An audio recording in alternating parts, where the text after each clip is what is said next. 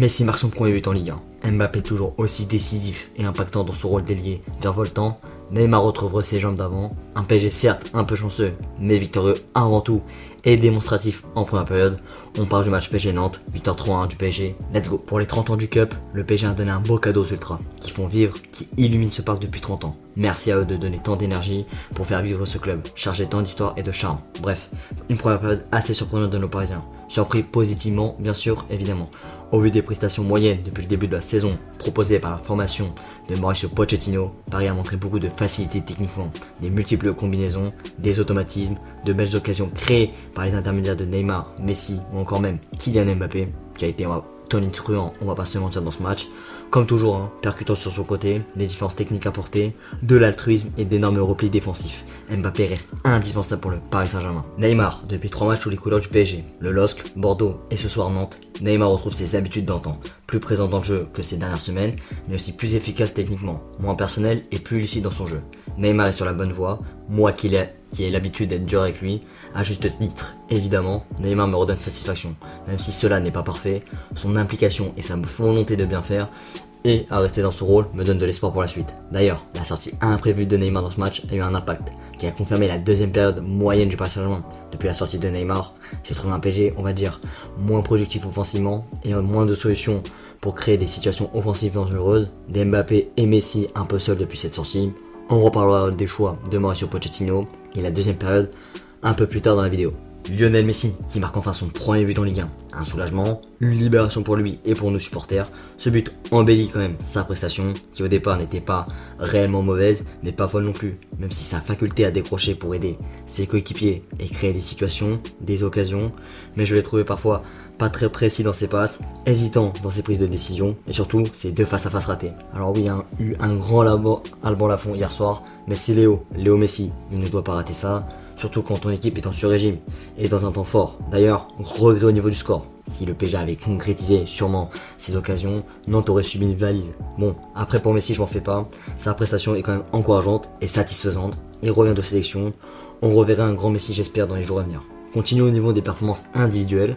Paredes, qui pour son retour a rendu une belle copie, je trouve.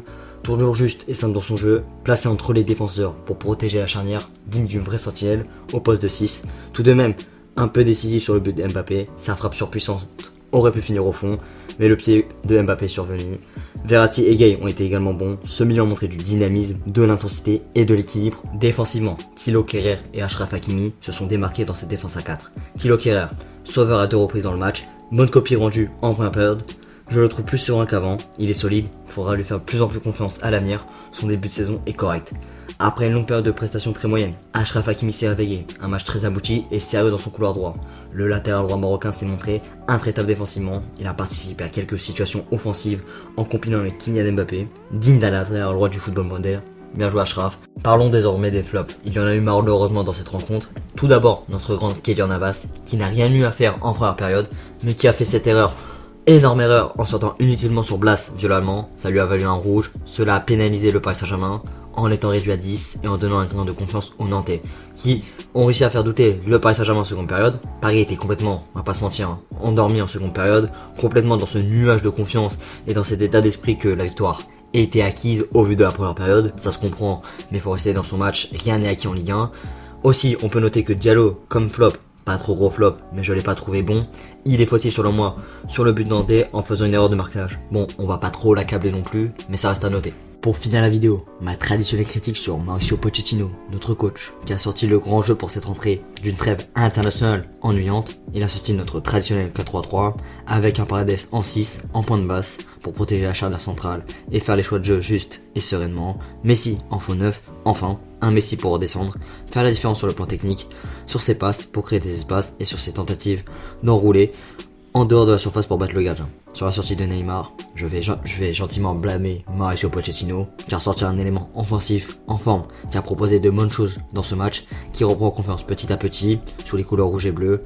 Tu le sors alors que tu as besoin d'achever les Nantais, ce n'était pas la meilleure solution. Une solution plus cohérente aurait été de sortir Marco Verratti, qui revient également de blessure, Tu l'aurais mieux préservé pour Manchester City et tu serais resté dans une défense à 4, avec 2 milieux certes, mais Neymar qui en ce moment est discipliné, aurait redescendu, aurait fait les efforts nécessaires pour créer le jeu et combler ce vide dans l'entrejeu parisien.